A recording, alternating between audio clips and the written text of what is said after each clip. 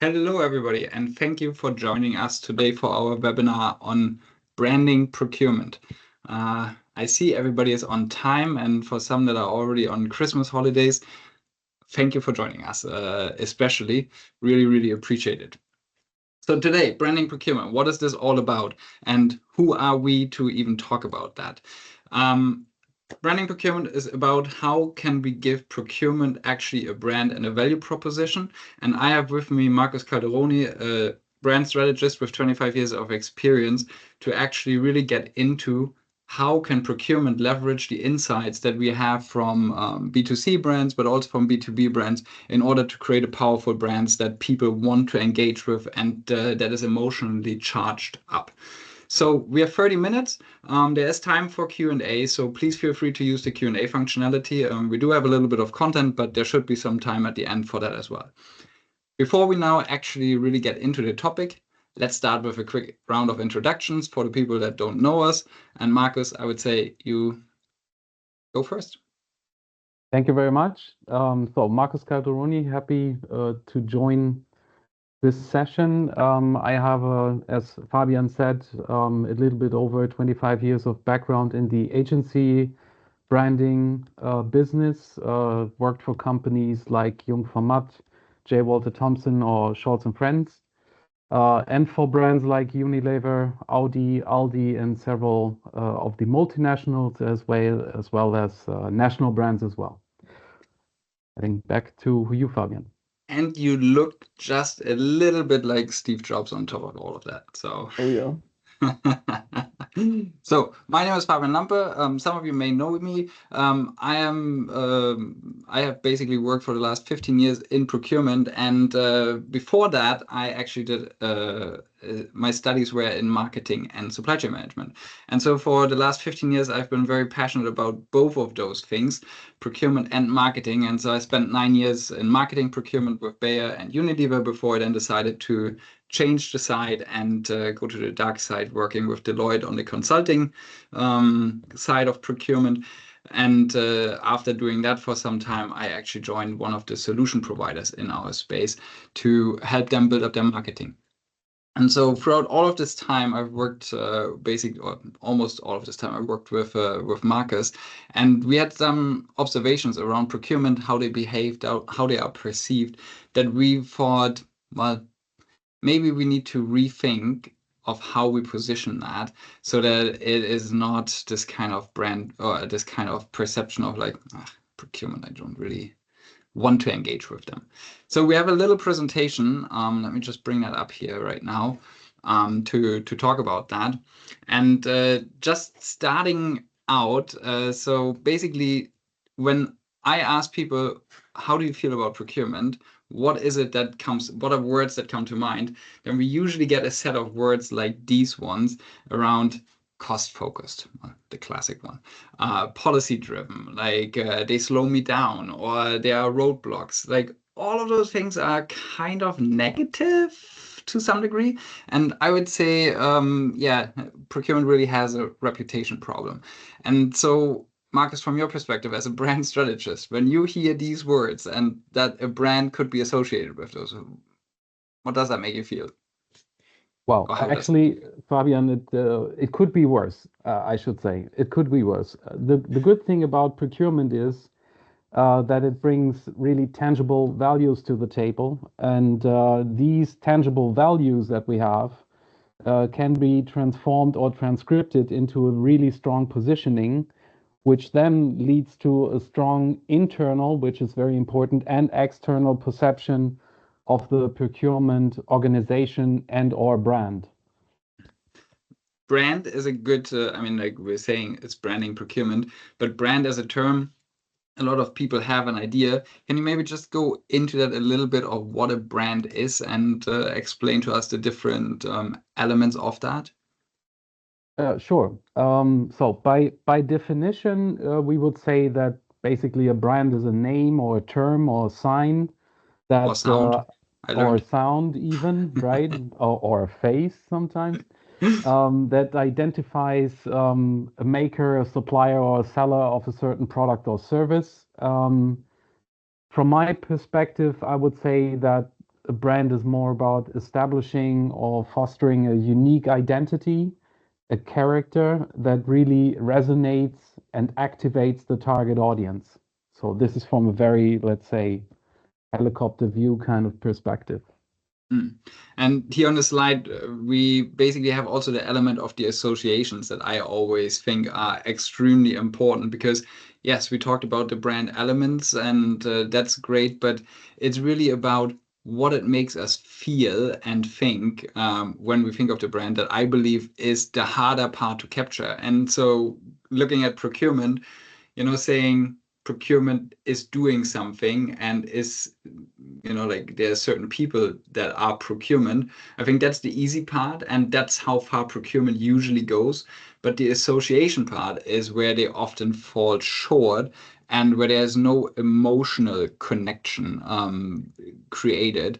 Like, for example, in sales or in marketing, where people always immediately think, oh, that sounds sexy, like that sounds interesting. So how do you see procurement from that side? Well, from that side, I think we have to raise the word relevance. So relevance in terms of what relevance has the brand in my daily life, or even a little bit broader sense, what does it bring to the table of the organization, and what functionality, what additional functionality does it work with? And from this perspective, I think we have to admit that especially procurement has a clarity and a consistency problem. Like you said in your statements in the intro, there were a lot of buzzwords, a lot of associations with the brand. And to really get a strong positioning or even a stronger messaging throughout the organization, you have to have a very strong positioning and a very clear idea of your brand as a procurement. Mm. And I mean, like from our personal life, we all know there's certain brands that we like, that we love even. There's certain brands that are like, ugh, couldn't care less, not in my relevant set. How does, like, how can this kind of understanding, like, what from a brand strategy perspective, is it where procurement comes in, and how can we think about them in that way? Like, so that we turn them from one that is not relevant to become more Well, relevant. I think to this point, Fabian, which is a very complicated one in our daily lives, because we tend to think of us as a very complex, spider in a web. I think we have to see our reach as a department. We have to understand what we really bring into the organization. And we have to have a very clear, and this is probably a new word for us as a group, is a value proposition that really transcripts into a strong positioning, right? Yeah. Yeah, and so let's talk about positioning in a moment. Just to talk a little bit more about branding and why I think branding procurement is actually a relevant topic for us today. Is we have this little slide where you can see there's different types of brands. There's like on the one hand side, the company brand. Everybody knows those brands, and I think they're rather easy. And they even have this other facet of employer branding that I know you are very passionate about. Um, but same thing, but very different audiences, very different purposes.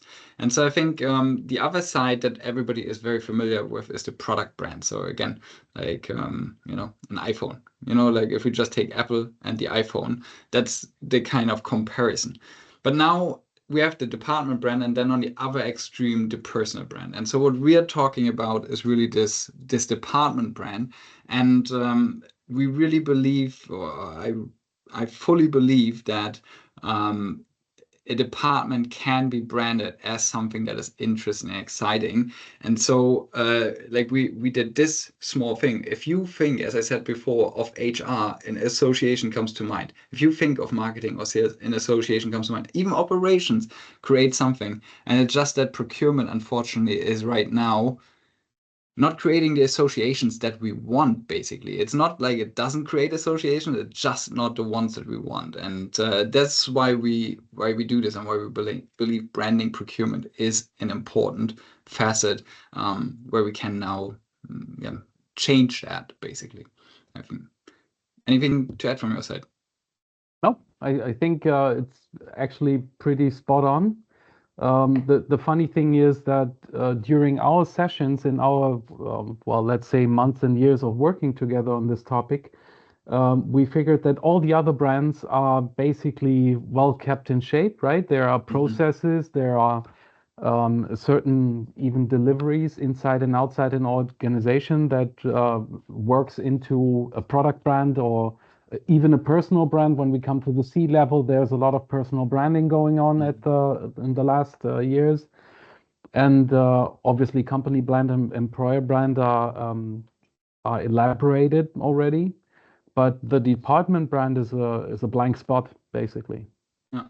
And I mean, you mentioned the term consistency earlier as being one of the defining elements of good brands. They are consistent. So no matter where I reach them, no matter how I reach them, on what channel, they feel the same, they come across the same, they talk the same, they look the same, right? And just last week, we had a session with a client where we talked about consistency as well, because it's extremely hard to build it and very easy to basically destroy. And my perspective on procurement has always been that this association that people have with procurement, that's happening on a department level. On an individual level, procurement can have very good relationships. People can feel like, oh yeah, it's really good to have them on board on the project. It's really nice. They always are helpful. So there, on a personal level, there are very often these good trademarks that people assign to a procurement person. But it's the inconsistency across all of us in procurement that is leading to the fact that procurement as a whole is not perceived as something positive. That has, like, over the last 15 years been my takeaway of individuals can do a great job and can create great relationships.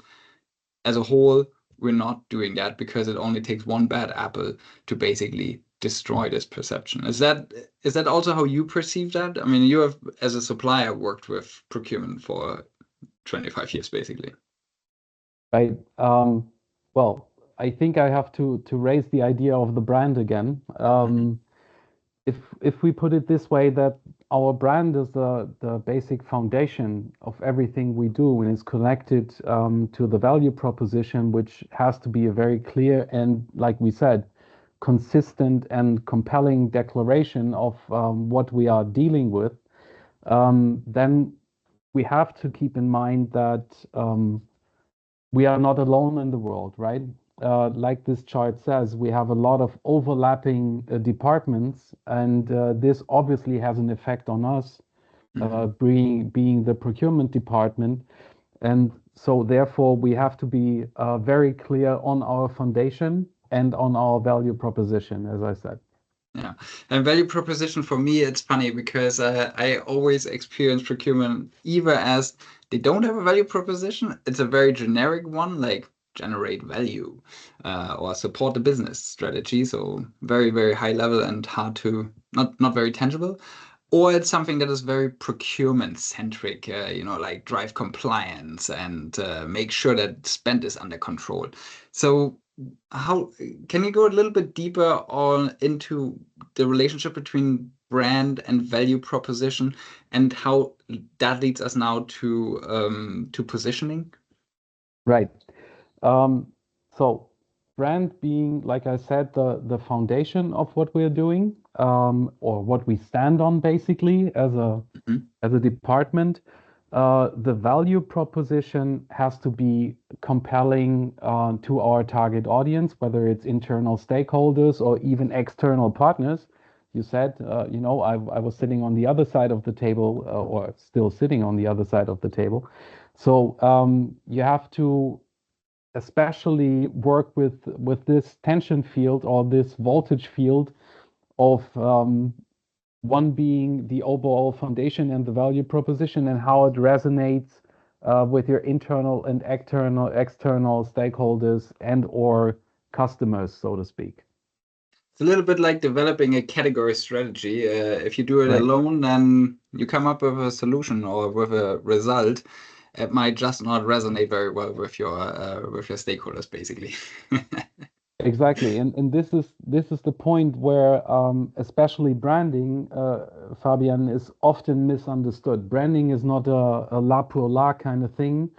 So it has to add value, and it has to add value and functionality to the people who are connected to the brand. So talking about the procurement department and its stakeholders and or customers in quotation marks, we need to really focus on that and understand it and understand our acting as a sort of a brand management system or an operating system which has a clear messaging, which has a consistency in its messaging, and which always has the customer or the stakeholder in focus, right?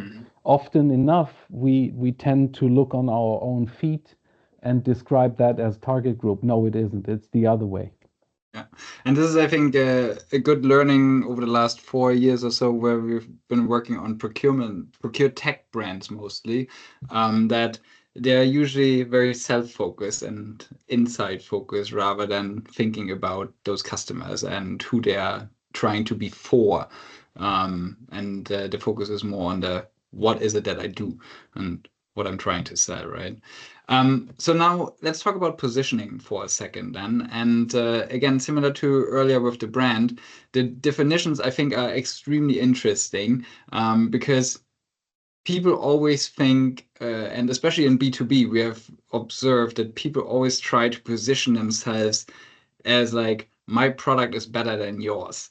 And like when I worked in B2B in the past, like it was like, oh, my product has an efficacy of 95%, but mine says 95.8.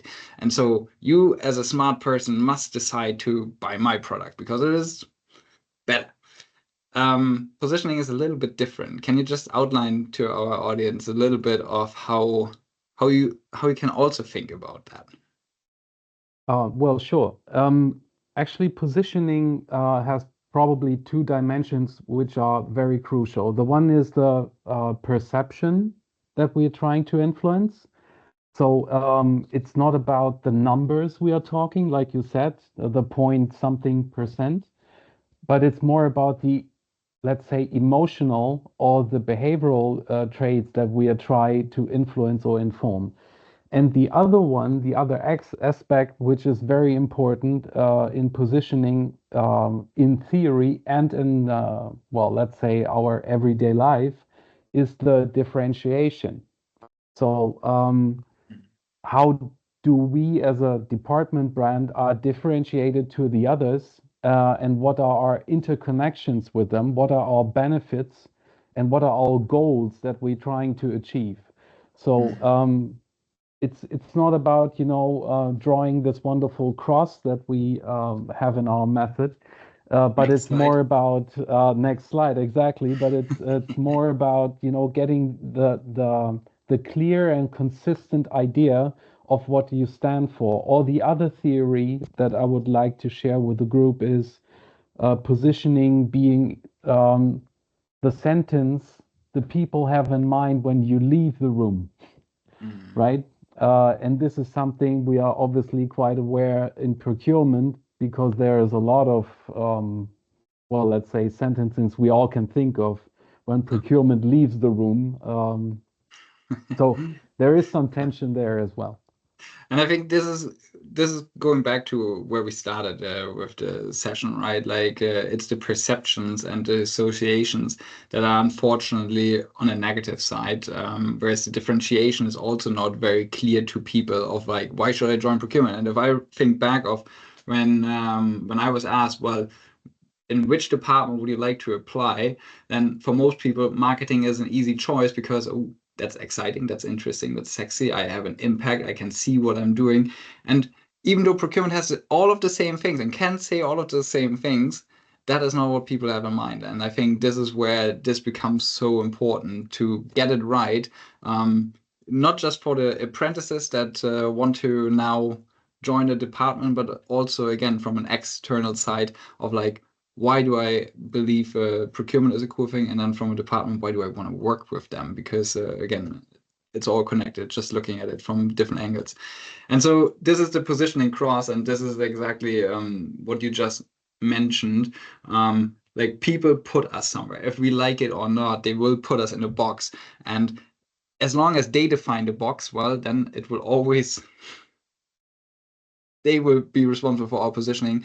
And I think by branding procurement, we can overcome that, because we can say we might be here, now we go up there and change that perception. And it's then again that consistency in delivery that is required in order to get there.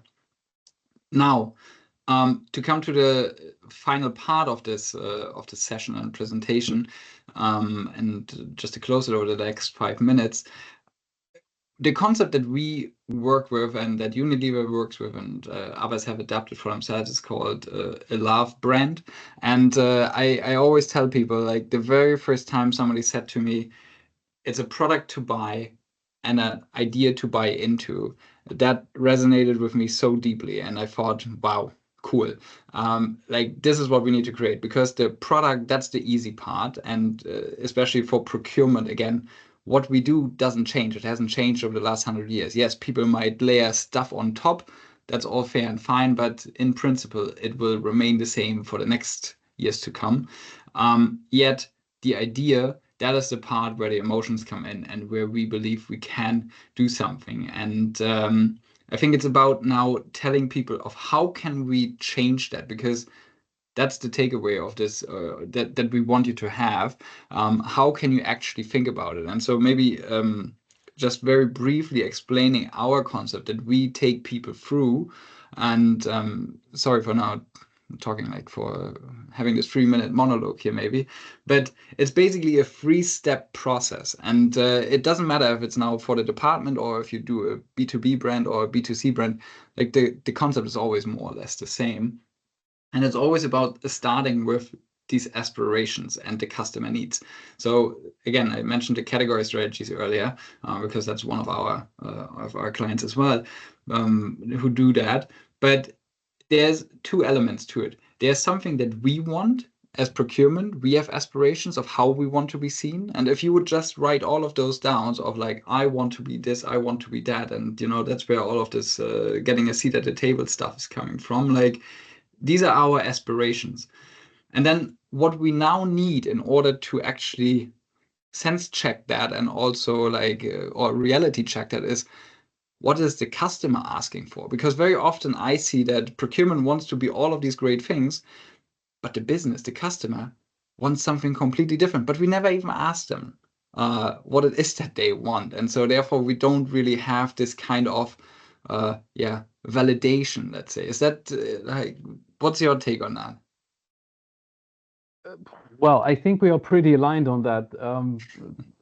Additionally, well, obviously we are aligned on that, but additionally, I think we have to keep in mind that we have to understand who our customer is and what they really want from us. And there is obviously a functionality to it, but there is an emotional aspect to it. And this is something that we have to investigate and where we have to put a lot of effort into to really leverage this knowledge and leverage it for the department brand on the one hand, but for the greater organization and their purpose and their targets on the other hand.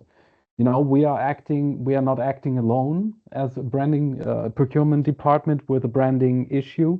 So we are acting in a universe which is our company brand, and its purpose, its value-driven, whatever kind of positioning.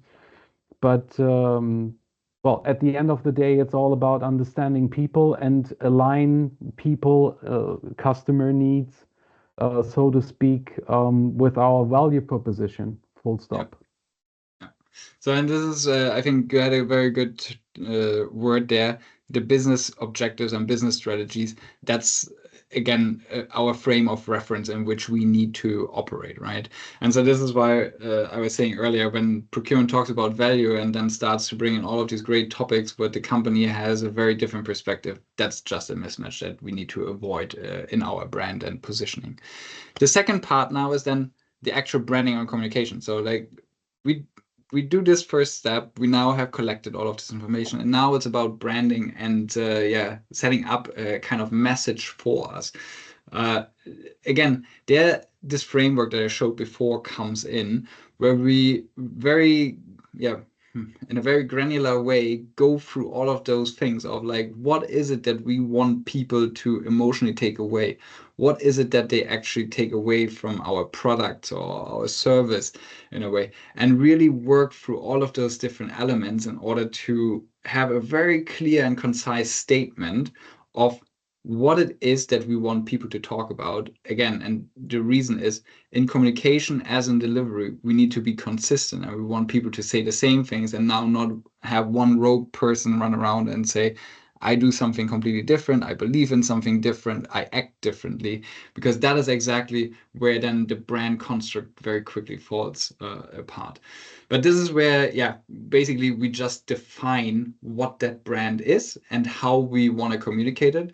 And then the final step of branding procurement would be to actually put together that communication plan to measure where we stand today and to then execute against it and then keep measuring and iterating.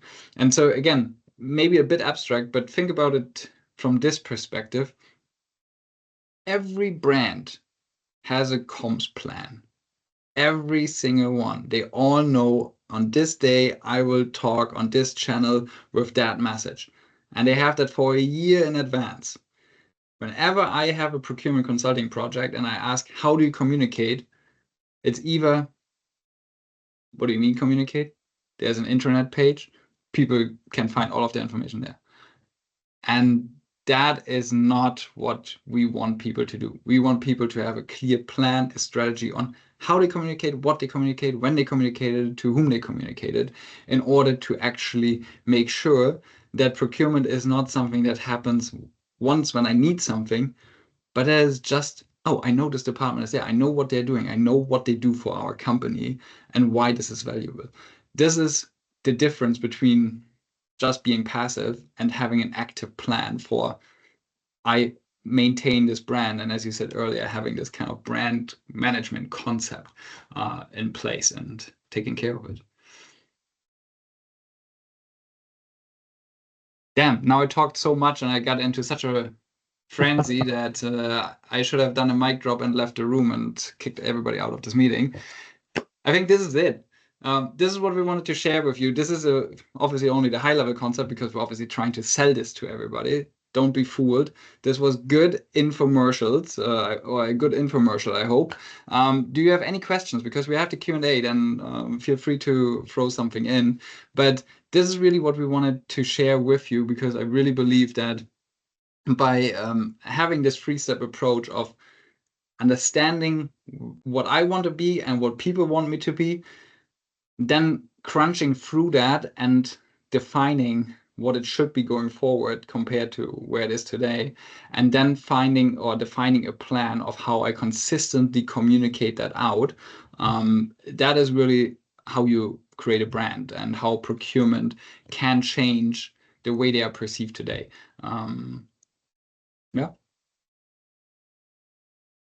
So far, there's no questions. I say let's count to 10 mentally. And do you have any final words? Because again, like, you come from a very different angle than I do. Oh, just adding to what you just said, I think from a communication perspective, procurement is one of the only departments in an organization which is always on. Marketing tends to switch off in a certain, let's say, rhythm. But we as procurement departments are always on. We don't switch off, but we tend not to communicate in an always on mode. So this is something which refers to measures and execution. I think we have to rethink our rhythm of communicating, what we communicate, and to be consistent in our messaging, as we already said a few times. Yeah. And we now had one question. So Dupree was asking if there will be a part 2 to this, and we didn't necessarily design it as a part series, but there's definitely elements where we believe we can continue that conversation because there is learnings from marketing that can be very helpful to procurement. So if we see that there is interest, then we're more than happy to expand on that discussion, and next time maybe bring some people in that have done a stellar job in creating a brand for procurement, just to share a little bit about their learnings, I would say. All right, we're out of time. Thank you very much, everybody, for joining us today. Thank you, Marcus, for being my partner in crime and doing this with me. Really appreciate it, and it has been really fun. And if there's any questions, well, you find us on LinkedIn, follow us, reach out. We will be more than happy to continue that conversation. All right. Thank you very much, Fabian. With that, See you soon. Merry Christmas Bye-bye. and have a wonderful evening and weekend ahead, okay? Bye-bye now. Okay.